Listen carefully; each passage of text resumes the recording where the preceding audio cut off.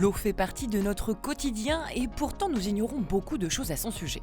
C'est donc l'occasion d'en apprendre un peu plus en remontant directement à la source. En parlant de source, le territoire de la Scarpe-Aval en est extrêmement riche puisqu'il est considéré comme un véritable château d'eau. D'où provient l'eau que je consomme ?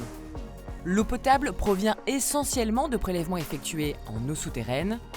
En 2019, sur ce territoire, il s'élevait à 19,3 millions de mètres cubes d'eau, dont 5 millions étaient destinés à alimenter d'autres territoires moins riches en eau souterraine.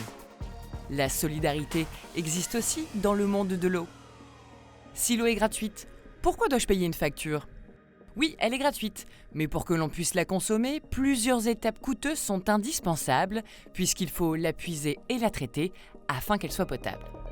Notre facture concerne aussi l'assainissement de nos eaux usées et une taxe pour protéger nos ressources en eau.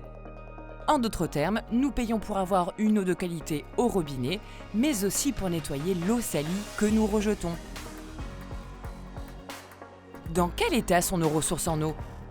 Le territoire a la chance d'être constitué d'un réseau très dense de canaux, de cours d'eau et de fossés sur plus de 1700 km. Il abrite d'ailleurs la plus grande zone humide intérieure de la région. Mais ces zones humides s'assèchent de plus en plus avec les activités humaines, celles du monde agricole et l'urbanisation croissante. Toutes ces actions réunies augmentent les phénomènes d'inondation et les risques d'érosion. Mais alors, comment notre territoire est-il protégé ? C'est le SDAGE, schéma directeur d'aménagement et de gestion des eaux, qui tous les 6 ans identifie plusieurs actions à mener. Dans son programme 2022-2027 par exemple, l'objectif est d'améliorer la qualité de la Scarpe canalisée, notre eau souterraine, et de maintenir la qualité de la mare à Goriot en mettant en place des pratiques agricoles pérennes ou une gestion des eaux pluviales efficace. À mon échelle, comment puis-je participer à leur préservation ?